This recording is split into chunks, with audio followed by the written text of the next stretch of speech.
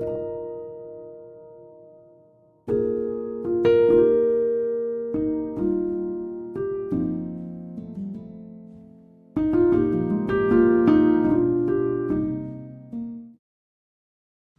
morning, everyone. My name is Edward Ahmed Mitchell. I'm an attorney here in Atlanta. I serve as the executive director of the Georgia chapter of the Council on American Islamic Relations. CAIR is part of our nation's largest Muslim civil rights organization. I'm here today with several civil rights attorneys and activists from Atlanta and around the country. We are here today with Mara Verheyden-Hilliard, the co-founder and director of the Partnership for Civil Justice Fund, Gadir Abbas, the senior litigation attorney with the National Office of the Council on American Islamic Relations, our new legal director here at CAIR Georgia, Morteza Khwaja, and perhaps most importantly, filmmaker, activist, and journalist, Abby Martin. And thank you so much for making the trip to Atlanta. All of us are here today in defense of the First Amendment's guarantee of freedom of speech, including the right to engage in political boycotts. 4 years ago, Governor Nathan Deal signed into law SB 327. This bill required that anyone who wants to contract with the state of Georgia for services worth more than $1,000 sign an oath pledging that they will not boycott the Israeli government. That oath applies whether you are a substitute teacher who wants to work for our public school system, whether you are a construction worker who wants to build something for our state, or whether you are a journalist who wants to speak at a state university. If you want to do so and your contract is worth $1,000 or more, that law says you have to sign an oath pledging that you do not and will not boycott the Israeli government. This law was nearly identical to laws passed in over 20 other states. All of these laws are designed to punish people who participate in the boycott of the Israeli government over its human rights abuses against the Palestinian people, and also to coerce others into not joining the boycott. Now, even though this law passed in Georgia back in 2016, people spoke up against it. Civil rights groups obviously did, and so did prominent members of our state legislature, including then House Minority Leader Stacey Abrams. They noted what we note today, that this law is blatantly and hilariously unconstitutional. Every American has the right to engage in boycotts. This is constitutional law one-on-one.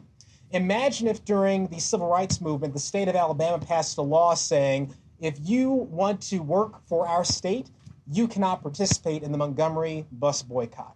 Imagine if during the fight against apartheid in South Africa, states passed laws saying, if you want to work for us, you cannot boycott the South African apartheid government.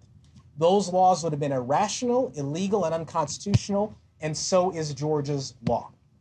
We know that, and Abby Martin knows that.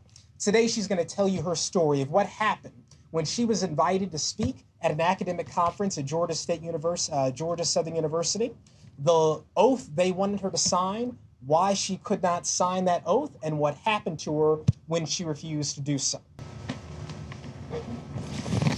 It's great to see all of you here.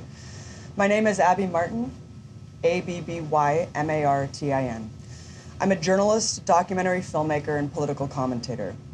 On February 28, 2020, I was scheduled to speak at Georgia Southern University. I was to be the keynote speaker at the International Critical Media Literacy Conference. I planned my work and life schedule around this event months in advance. As the conference date approached, I was told that I must sign a contract pledging to not participate in boycotts against Israel. Knowing this was a violation of my constitutional right to free speech and right to protest, I informed them that I could not sign such a contract. I was then canceled as the speaker from the conference. As a journalist, I have reported extensively on Palestine, US, and Israeli violations of international law, including many on-the-ground reports on the illegal military occupation and human rights abuses for over 10 years. I recently directed a documentary called Gaza Fights for Freedom. It advocates for the boycott, divestment, sanctions movement. Through its political, military, and economic support, the U.S. is supporting egregious human rights violations of several UN resolutions, the Geneva Conventions, and more. All of this is not up for debate. The BDS movement exists to mount pressure against Israel to stop these atrocities, similar to the grassroots movement that brought the end of apartheid in South Africa. But advocating for Palestine or criticizing Israel was not the topic of my speech at Georgia Southern. I was scheduled to give a talk as a journalist about media and media literacy. For this, I was being asked to contractually pledge loyalty to a foreign country. How could I comply with this request? Was I supposed to delete and destroy all the copies of my film that I had just released because it advocates BDS? Was I supposed to remove all video reports on my company's websites of all the interviews I have done about my reports on countless news outlets because they advocate BDS? Of course, I should not be expected to do these things, simply to work in the state of Georgia. I want to explain the two reasons I felt compelled to pursue a legal case over this incident. First, my work as a journalist involves speaking about the stories I've covered at universities and public venues. It has been my career for over a decade, and this event at Georgia Southern was just one of many such events I do every year.